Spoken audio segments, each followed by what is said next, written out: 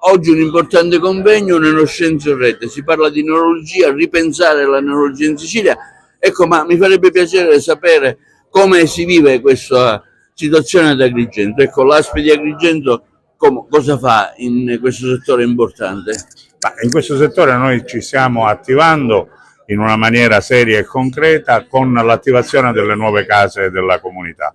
Nell'ambito delle case della comunità tutti i pazienti che sono affetti da patologia neurologica cronica, quindi anche le sclerosi ed altro, troveranno un punto di riferimento per quello che riguarda anche l'assistenza in telemedicina.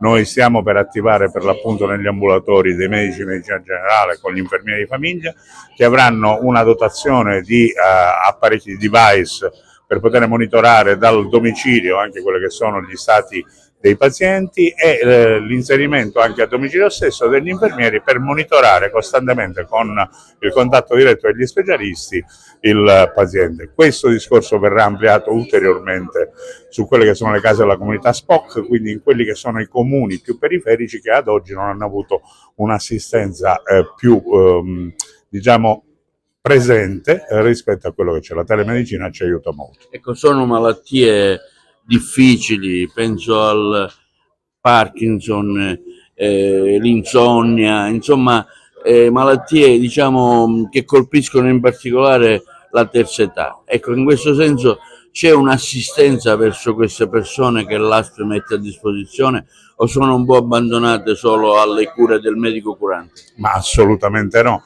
noi abbiamo quella che si chiama ADI, cioè l'assistenza domiciliare integrata, che proprio per i pazienti fragili che non riescono a venire negli ambulatori a farsi seguire sia negli ambulatori ospedalieri che territoriali, hanno l'assistenza domiciliare infermieristica, fisioterapica, perché proprio quelli che diceva lei, i pazienti che hanno una forma di Parkinson avanzato necessitano di avere una fisioterapia sia attiva che passiva e questo già esiste. L'incremento attuale è soprattutto per quei pazienti che sono in una fase prodromica iniziale, che dobbiamo prendere in carico prima proprio per prevenire l'aggravamento di quello che sono oggi i pazienti che poi non riescono a lasciare il domicilio. Prendendoli in carico prima con gli infermieri di famiglia, con la telemedicina, riusciremo a dare delle risposte anticipate.